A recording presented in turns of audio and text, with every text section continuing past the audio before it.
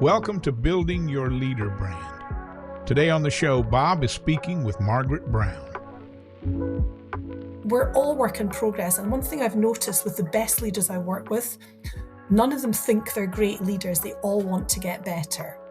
And without exception, over 35 years, all the people I've met who don't think they need any training or coaching are always the ones that most do. Hi there and welcome back to Building Your Leader Brand. My name's Bob Gentle, and every week I speak with incredible people who share their secrets to building, marketing and monetizing their expertise and the mindset you need for your business to grow and thrive. If you're new to the show, then while you still have whatever device that is in your hand, stop, take a deep breath, look around, and then look for the follow or subscribe button. Don't move on until you've done that. Margaret and I will wait. If you do enjoy shows like this, you will also love the Personal Brand Business Roadmap. 100% free as a gift from me. Just visit amplifyme.agency/roadmap. And I say that at the beginning because you might not reach the end. So this week, I am thrilled. I say this every week, but I am more thrilled than normal to welcome my friend. And I say this every week as well. But I've known Margaret probably longer than I've known anyone else in business. And she's written a book.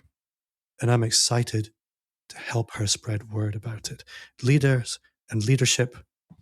Margaret's taught me more about this than anybody I've ever met. Margaret Brown, welcome to the show. Thank you, Bob. Well, that's quite an introduction. Thank you so much. And it's a real honour to be on your podcast. I've listened to so many and you have so many fantastic guests. I'm honoured to be one of those now. Thank you. Well, when I say I'm excited to have you here, there was a world before Bob Gentle in personal branding and leadership branding where I was essentially running a little digital agency. You're one of very few people in my current ecosystem who know that version of me. And when I say I've learned a lot about leadership through working with you, I've been around your work for a very long time. And I've met lots of people in leadership. Only a few of those are natural born leaders and carry themselves around that ecosystem of leaders like they genuinely belong there. And you're near the top of a very short list there. And when I saw you'd written this book, I was really excited. I haven't got a full copy of it yet because it's not quite published yet. But I've got the table of contents printed out in front of me, and we're going to be spending some time on it.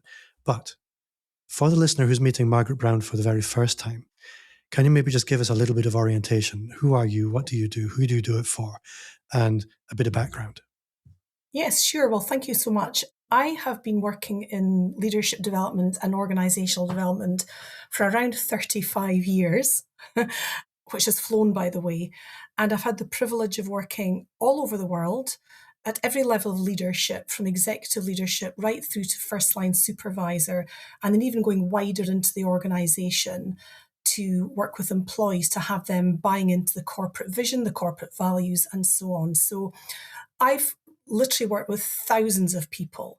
And it's interesting, Bob, that you say that some people are just innately great leaders. You said something to that effect at the beginning. And I'm often asked, are leaders born or made? And I think it's a little bit of both. I mean, there's no doubt in my mind that some people are innately born to lead. You see it in children who are naturally kind and inquisitive and able to get people to follow them. So it's obviously an easier journey for people like that.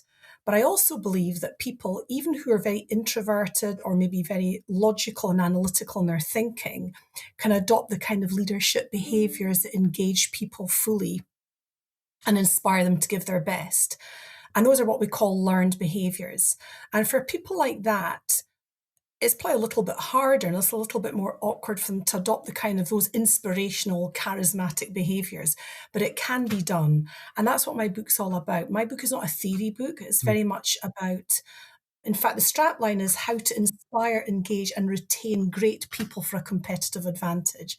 And I'll come to the numbers side in a moment because there emphatically is a bottom line impact on great leadership and creating a culture that really does pay, hence the title. So this book is full of case studies. It's full of real life stories and anecdotes of where organizations have gone through a transformation process and how it's benefited them, including the people at the very top, not just the wider organization. And it's divided into, I've got a model, it's called the Leader Shift model. And it's basically 5 steps. It's called my 5 L's. It's 5 steps to transformational leader. And whilst leadership isn't a process, I work with a lot of people who are analytical and logical people, and they like a process. And when I analyse everything I did, and everything I do is bespoke, and nothing is off the shelf, it did actually follow a process. And I found that the first thing that it starts with is listening. So whether that's me listening to my clients, what's concerning them in their organisation, what are their pain points, it's up to me to listen to what those are so I can figure out the best way of addressing that. And then it's about those leaders with myself listening to all their stakeholders. What are the blockers for their employees? What's holding them back from doing their best work? So when I really dived in deep to how we work to build great cultures where people stay and others clamour to work, it actually does have a process that starts with listening. And then learning is the second L. What do we learn from the feedback we've heard? And what self-learning do we have to do to become great leaders? So this book is packed with action tips in every single section of these 5 L's, how to become a better listener. What sort of learning do we need to do about ourselves to be great leaders? Because most leadership is learned behaviours. I take it as a given that my clients know exactly how to run their organisations. And I believe that you have to have 3 key areas in equal balance. So one of those is business acumen. So that's everything about running your business in terms of commercial, nous, all the regulatory aspects of your business. And without those things, your business would fail. So I take it as read that my clients are experts in that respect because they're all very intelligent people. The second aspect is their technical excellence. So that's basically what the organisation is there to do. So whether that's making cupcakes, selling mortgages, drilling for oil, that's the bedrock of what you do. Yeah. And so again, I take it as read that my clients have that sorted. And both those things are based largely on IQ. They're measurable. They're based on logic, analytical thinking, and most of my leaders excel at those things. So I don't need to deal with that. They know how to do that. The other thing that needs to be in equal balance is values and behaviours. And that's the bit that's either neglected or possibly given lip service to, not with any malintent, because most people are just unaware of how huge the impact is on the business of getting that piece right. But it's not easy. It's actually quite simple, but it's not simplistic. And it's because it's not an exacting science. Leadership really is an art. You're dealing with a constantly moving target. You're dealing with people who are fickle, they're complex. You're dealing with different opinions, different beliefs, backgrounds, generational expectations. So it's not a measurable science in the way that the technical and business acumen is. And that's very much the EQ side of it. There's a lot of right brain involvement there. And as I say, so we have to actually learn some of these EQ type behaviours, but it is the differentiator because in all my client organisations, they have competitors. So they all have access to the same potential employee base. They all have access to the same infrastructure. They all have the same political forces working for or against them. So what sets them apart? And there's more and more research now that shows, Porter Novelli did a really interesting piece of research through the Harvard Business Review, which found that 93% of employees want to work for a purpose-led organisation before profit-led. Now, that's not to say that profit isn't critical. Of course it is. It goes without saying, but the profits should be the result of excellence in what you do. And excellence is not just about the products that you're producing or the service that you provide, but it's the culture that you create as well. And that is the differentiator. So that's really what I'm about. And I'm very, very passionate about it. I believe we're facing a major global leadership crisis. And while my book is not about political leadership, we are seeing in real time the effect of different styles of leadership on society. My focus is much more about business leadership, because business leaders have complete control Yeah. of the culture they create in their organizations. It's really interesting. As I'm listening to you, there's quite a few things were coming up. I think company culture is one of these things that in many organizations feels like a bit of a cliche. And yet you walk into some organizations, people are running around with energy and enthusiasm. They feel like they're on a mission. Everybody seems to be motivated and pulling in the same direction. These are unicorns. They feel like unicorns. And they're very special when you experience them. And it's very easy to think that it's down to management processes, or it's down to putting corporate values on the wall, or it's just down to great products and services, or a brand. It probably is all of those things. But there's a difference between being a leader and leading. And you used the metaphor of leadership is art as much as it is science.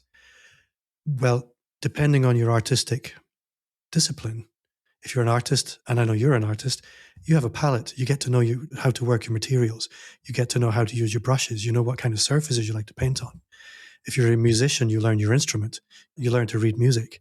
You understand how your instrument sits within the context of the orchestra. As leaders, a lot of the time we're just thrown into being in charge, not realizing we have an orchestra we need to learn how to play. And not only that, we have a role within that organization that's visible. And if the whole organization is going to play, there's expectations on me. I need to integrate. I need to bring value. It's often missing. And I think that's what we see in these unicorn organizations. Similarly, the purpose component. We see a lot of polarization in the world at the moment. And that, I think, is putting a strain on some organizations because, and less so in Europe, but almost certainly in America, because organizations kind of feel like they need to be responding to what they see in the world. And how do they do that? They kind of need to pick a side.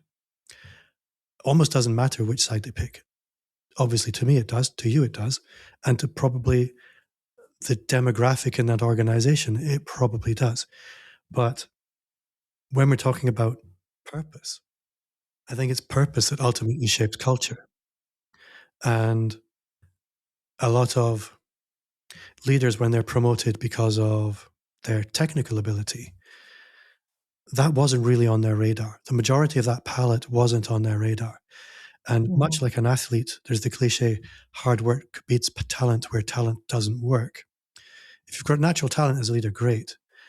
But how do you train these EQ things? How do you train people to perhaps express their purpose? What motivates them to be visible leaders and not just tell people what to do, but perhaps send these signals down through an organization that tells it, this is what I care about, this is what I stand for, and this is what I think we mean. If you agree, let's go. Gosh, there's so much in there, Bob. I know, I'm sorry.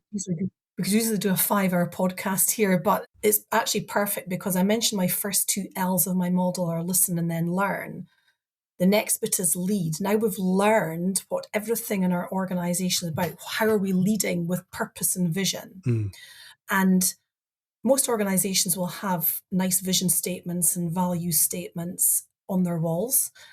And I spend a long time interviewing employees in focus groups, one-to-ones, through surveys, etc. And I always ask them, what do you think about your company's vision statement? And I almost never get a positive response. It's just a poster campaign. We need to be seen to have one. Their vision's just about making money and achieving their bonuses. And it can be really quite vitriolic. But this is not just opinions, this is data. The leaders need to know this. People do want to believe that they're part of something special. In fact, I think the best example, I'm old enough to remember when Neil Armstrong took his first step on the moon. But President Kennedy at the time had this massive vision, around space exploration, that they would put a man on the moon and bring him back to Earth alive. The whole country was galvanized into that vision. to the point when there were some dignitaries visiting NASA, and they asked this janitor, "What are you doing here?" And he said, "I'm helping to put a man on the moon." Mm. Leaders can really get behind that and mean it and weave it into conversations. I've worked with some IT people who are very, very analytical and detail focused. I'm the complete opposite. I'm a big picture thinker. And they just don't get that at all, because part of my objective with my clients is to get everyone to buy into the vision. I'll come back to how they do that later. But highly detailed analytical people, it's a difficult thing for them to grasp anyway. So if leaders can have a conversation with everybody about, because you're doing such a great job of keeping these immaculate records and doing this incredible high-performing coding, that's exactly how we are going to be the company that stands out from the rest and achieves insert vision statement here. So it's weaving it into conversations rather than standing up at town hall meetings and going through this month's numbers. Everyone's eyes are glazing over because that's what they hear. They honestly believe that it's all about the money. So again, a leader can learn to do this. And this is why the listening and the learning part of my model is so critical. So what I do once I've gathered all this feedback, I work with the leadership team and we have vast amounts of feedback. You need a lot to really make the impact. If I just had maybe 5 or 6 trends and say, well, there's quite a lot of feedback around silos, or there's quite a lot of feedback about leaders, they'll sit there comfortably and say, yeah, well, it doesn't really hit them. I'm very reluctant to use the F word when I start with leadership teams. I mean, feel. We don't talk about how people are feeling. They like numbers and they like data to begin with. But when they see the vast amount of feedback, which is round the walls on posters, they really do feel it. Oh my goodness, this is what people actually think about working here. This is what they think about our vision, because they do just see it as a statement. More so, the values, which by the way is L number 5, living by your values. We have these value statements on the walls as well, and nobody buys into them. Now, when I say nobody, I'm talking largely in corporate. Some of the smaller companies, it's much easier to embed these values and visibly live by them.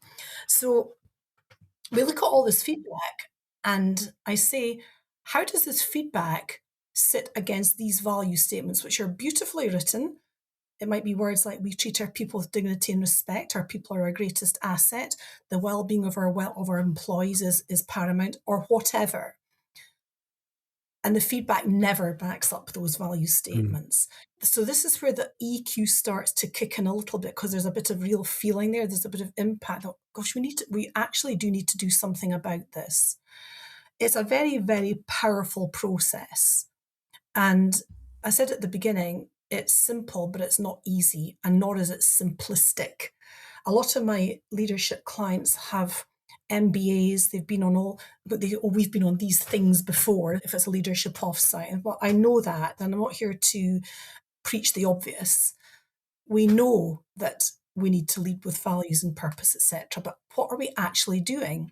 So I'll maybe pick one of their value statements. We treat people with dignity and respect. Do you know the name of the guy that brought the coffee in there just now? If this is in their boardroom. And they maybe shift him. I said, well, that guy's called Doug. This is a real case study, by the way. That guy's called Doug. He's one of the most professional people in this organization, in my opinion. He keeps the coffee areas immaculately clean. He takes pride in his work. He's always got a smile for everybody. He peeped through the glass just now just to check it was okay for him to bring in the coffee. And he brought the cups in really quietly, didn't rattle them around. Now, do you think he feels he's been treated with dignity and respect, and he's not even offered the courtesies of a good morning, how are you, Doug? These simple things are huge. And that applies in any relationship. A piece of advice I give to leaders and people who are dealing with customers, customer-facing employees, I say, just imagine all your people and your customers have a tattoo across their forehead saying, make me feel special. And just smiling and saying good morning says, I see you and you matter. And that takes nothing. You don't have to invest vast sums of money in a comprehensive initiative to really embed this culture. I mean, a lot of organizations will need that, especially the bigger ones. They do need help and support. There's no doubt about that. And certainly the part that I play in gathering all this feedback, and more importantly, facilitating them through accepting the feedback. So in these events, that's my objective, is to help these leaders to really accept the feedback. And I actually am watching them, how they respond to it. So if they're getting upset, actually that's a good thing. And I feel that my heart's usually going, because I just want to give them a big hug and say, look, it's going to be okay, but I can't. We have to get full acceptance. Those are the people that will drive it and say, this is not good. We have to do something about this. If they roll their eyes and say, well, they've got a job, what else do they want? Well, I'm sorry, you're now in my sights, because this is such a damaging behaviour. And then you wonder why you've got high attrition. So I did say in the strapline in my book, Culture Pays, and you do this for a competitive advantage. There is a bottom line impact of this. So I worked with one organisation in the oil and gas sector, one of the medium-sized companies. And when I started working with them, their attrition rate was sitting around 12%. And within a 3-year period, we got that to under 1%. So we co-wrote papers on that, presented them at Offshore Europe, which is one of the biggest energy events in the global calendar. And they had people queuing up to work at the recruitment fairs to work for them. So it emphatically does have, it's not just touchy-feely. A lot of it's actually kicky-punchy, as one of my client HR directors said, because you're having to have tough conversations sometimes with people that are not prepared to work in this positive culture that benefits everybody. It's really interesting. Another thing that I want to talk about is belonging and purpose. They kind of go hand in hand. And we're moving into a world that's obviously, it's vaguely volatile at the moment. That's perhaps a temporary thing. But what's permanent is we live in a post-pandemic world where we may not meet our direct reports or senior leadership team in person ever. People are feeling increasingly commoditized. They're line items on a spreadsheet, and they don't feel a lot of the time like they belong to part of a corporate family, if you like. Yes. They don't feel like they're aligned with the mission or the purpose. And where all that's true, you're going to see a high attrition, as you described there, because when people are commodities, they'll treat their role as a commodity and they'll move for a little bit of money or slightly better benefits. When people feel like they are part of the DNA of an organization, where it feels like family, where they feel that they're respected and seen and valued, and that they're aligned with the purpose of an organization, and that the organization has a purpose, they no longer feel commoditized. And this is where the culture pays aspect comes in. This is a challenge because an awful lot of people in very senior leadership roles are there because of their technocratic abilities. They come up through the 1950s, 1960s legacy leadership programs. And what you're describing is something completely different.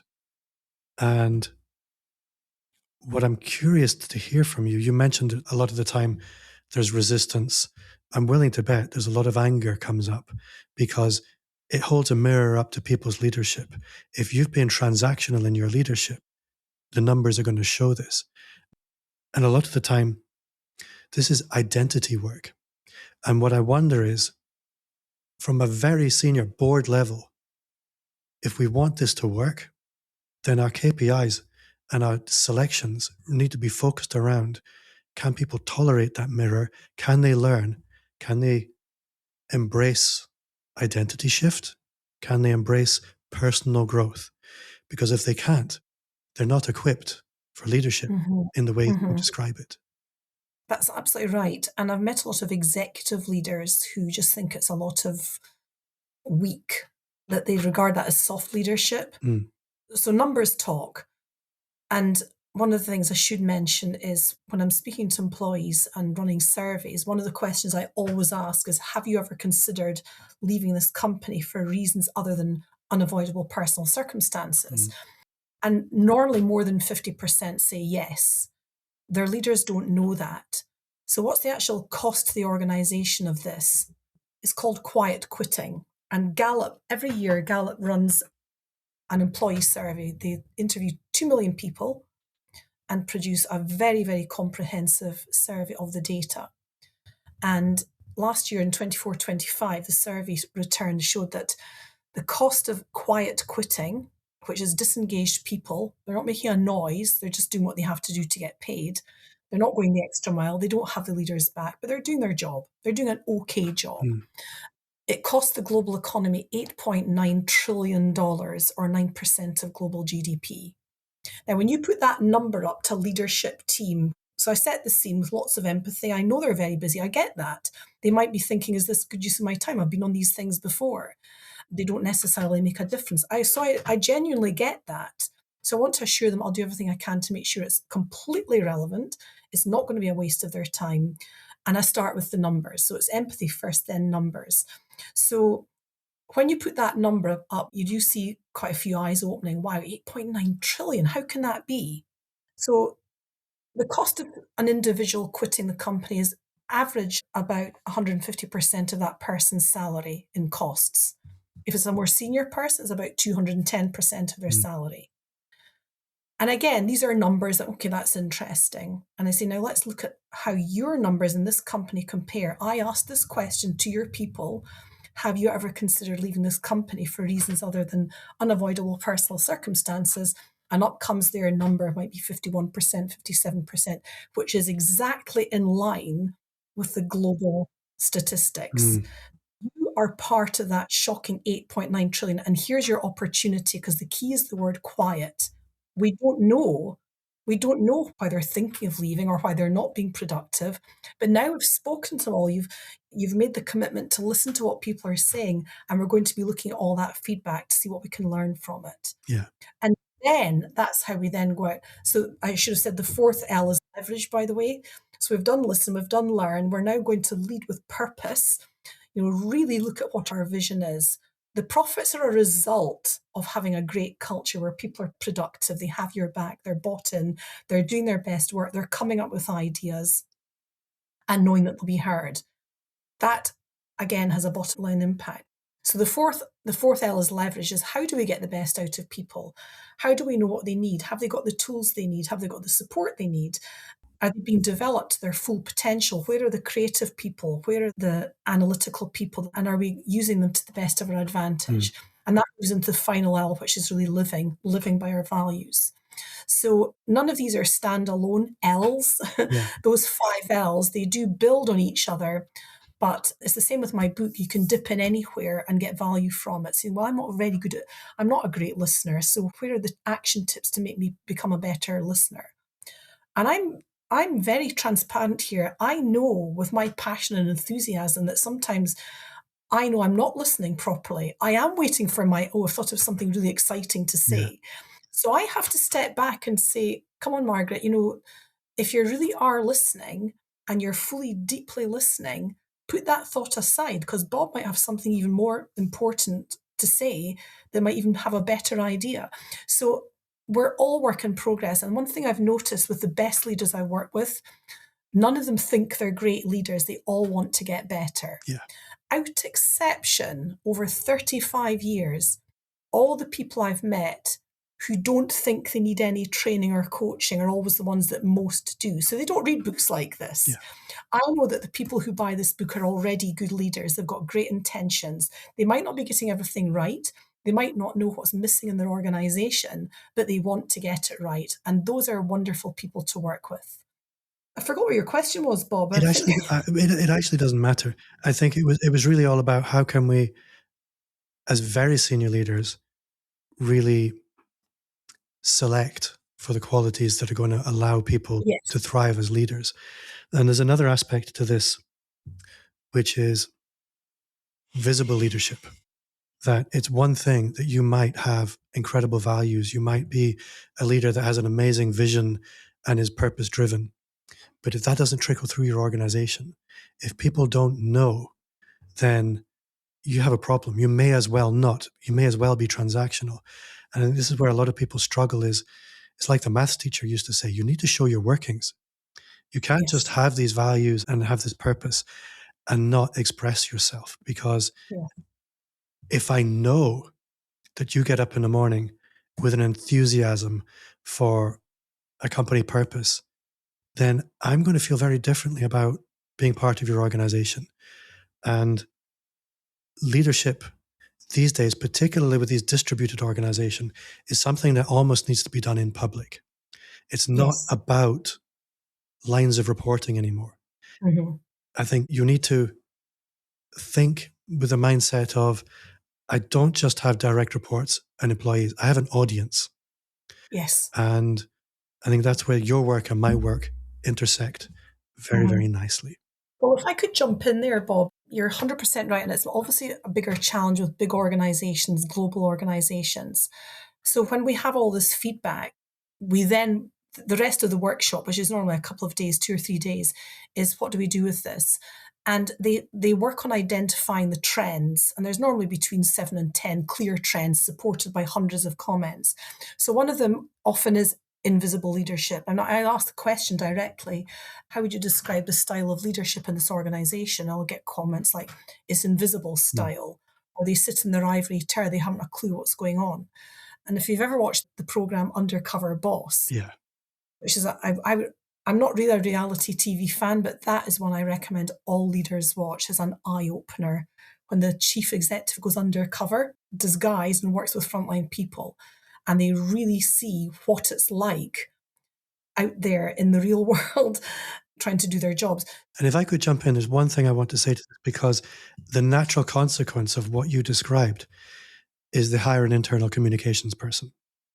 It is a terrible idea. It's a nice function. It's worth having, but it's not a replacement for building some confidence and building some communication skills, Exactly. and perhaps embracing a little bit of technology and going through the fiery hell of imposter syndrome and comparison and all of these things.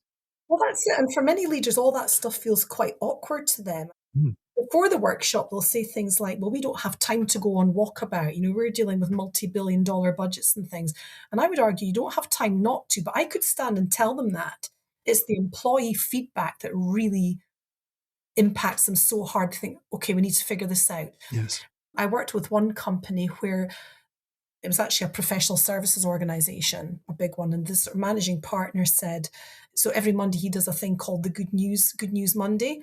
So the whole organization from their different locations dial in for 20 minutes. And all it's about is him telling them all the great things they did last week, great feedback that they've had from clients. He gives the other partners the opportunity to do the same. And that's all it is. Just share great feedback, what they appreciate, and they start the week with a great feeling. So they're connecting, they're using the technology to do these check-ins.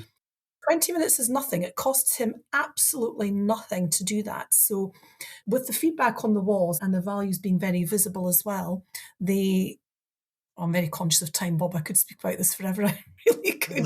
Let's kind of wrap things up a little bit. And I'm going to have you back once the book is launched and it's had a little bit of time to get some legs and you've had some feedback. And all these stories are in the book, by the way. All these anecdotes and how-tos are in the book for those people that think maybe we need to pay attention to culture more. Remind people what the book is called. Full title. It's called Culture Pays: How to Inspire, Engage and Retain Great People for a Competitive Advantage. And I think there are many other culture books, but this one should be yours. I would honestly advocate for Margaret as somebody you should pay attention to very wholeheartedly. Margaret, if people want to get closer to you, if they want to find out more about your work, how can they do that? They can find me on LinkedIn.